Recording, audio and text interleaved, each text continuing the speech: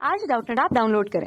Doubtnut पर अपने सभी गणित, रसायन विज्ञान, भौतिक विज्ञान और जीव विज्ञान के डाउट्स का करो सफाया। बस प्रश्न की फोटो खींचो, एक ही प्रश्न को क्रॉप करो और तुरंत वीडियो सोल्यूशन पाओ। अभी डाउनलोड करें। प्रश्न दिया है 100 किलोग्राम द्रव्यमान एवं 500 किलोग्राम प्रति घन मीटर घनत्व की कोई वस्तु जल में तैर रही है। वस्तु में अतिरिक्त कितना द्रव्यमान मिलाया जाए जिससे कि वस्तु डूब जाए। और यहाँ पे हमें 4 विकल्प जो है किलोग्राम में दिया गया है। तो आइए हम लोग इस प्रश्न को हल करते हैं और देखते हैं कि कौन सा विकल्प जो है सही होगा। मान लेते हैं कि इस तरह से पानी पर एक वस्तु जो है तैर रही है। ठीक है, यह मान लेते हैं कि एक वस्तु है जो तैर रही है। तो यह तैर रही है यानी कि अपने भार के बराबर इसने द्रव्यमान जो है पानी का हटाया होगा। और अगर हम लोग यहाँ पे वस्तु का द्रव्यमान m देखें तो वह कितना है, 100 किलोग्राम है। और घनत्व रो का मान हमें दे दिया गया है उस वस्तु के लिए जो कि है 500 किलोग्राम प्रति घन मीटर के रूप में। और वस्तु का आयतन निकाल सकते हैं जिसे हम लोग v से दर्शा देंगे। ये हमारे पास हो जाएगा वस्तु का द्रव्यमान बटे उसका घनत्व रो। अब इस पर मान रखेंगे और इसे हल कर लेंगे तो ये हमारे पास कितना हो जाएगा, वस्तु का जो द्रव्यमान है वह हमारे पास है 100 किलोग्राम और हमारे पास यहाँ पे जो घनत्व है वह 500 है, यानी कि ये हो जाएगा 1/5 अर्थात 0.2 घन मीटर हमें प्राप्त होगा, क्योंकि किलोग्राम से किलोग्राम तो कट गया।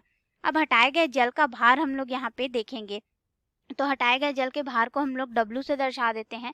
यह कितना हो जाएगा, आयतन V गुणित यहाँ पे हो जाएगा घनत्व रो गुणित गुरुत्व त्वरण G। अब हम लोग यहाँ पे मान रखेंगे सभी को तो यह हमारे पास कितना हो जाएगा, W बराबर हो जाएगा आयतन का मान 0.2 घन मीटर गुणित घनत्व जो रहता है जल का, क्योंकि हम लोग हटाए गए जल का मान निकाल रहे हैं, ये हो जाएगा 10⁻³ और गुरुत्व त्वरण G का मान G के पदों में ही रहने देते हैं यहाँ पे। ठीक है, तो ये हमारे पास कितना हो जाएगा, इसको हल करेंगे तो हमें मिल जाएगा यह 200 गुरुत्व त्वरण G और मान हो जाएगा किलोग्राम में। इस तरह से मान मिला हमें। अब हटाए गए जो जल है उसका हम लोग द्रव्यमान देखेंगे तो द्रव्यमान के रूप में यह हमारे पास कितना है, 200 किलोग्राम है।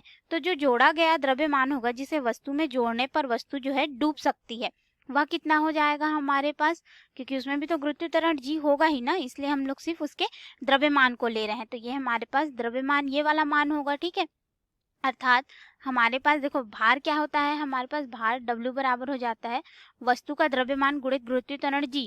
तो हमारे पास इसको WT से दर्शा देते हैं क्योंकि हमने हटाए गए जल का जो भार है उस रूप में W के रूप में दर्शाया है। ठीक है, तो यहाँ पे ये M जो है द्रव्यमान को दर्शा रहा है तो ये भी हमारा क्या हो जाएगा, द्रव्यमान M के बराबर, यानी कि जो जोड़ा गया द्रव्यमान होगा वह कितना हो जाएगा हमारे पास 200 किलोग्राम का जो है जल वह हटाता है। और उस पर जोड़ने के लिए अगर हम लोग देखें तो वस्तु का जो द्रव्यमान है वह 100 किलोग्राम है, यानी कि हमारे पास वह भार जो होगा W न्यू के रूप में दर्शा देते हैं। ठीक है, या फिर हम लोग इसको द्रव्यमान के लिए ज्ञात कर रहे हैं तो इसे M डेस से दर्शा देते हैं। ये हमारे पास हो जाएगा 100 किलोग्राम। ये रहा हमारे प्रश्न का उत्तर। अब इसके अनुसार विकल्प में आएंगे। विकल्प A दिया है 80 किलोग्राम, गलत है। B 100 किलोग्राम बिल्कुल सही होगा।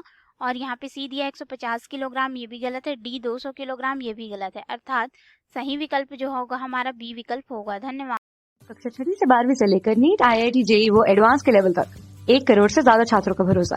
आज ही डाउनलोड करें डाउटनेट ऐप या व्हाट्सएप करें अपने सारे डाउट्स 8400 400 400 पर।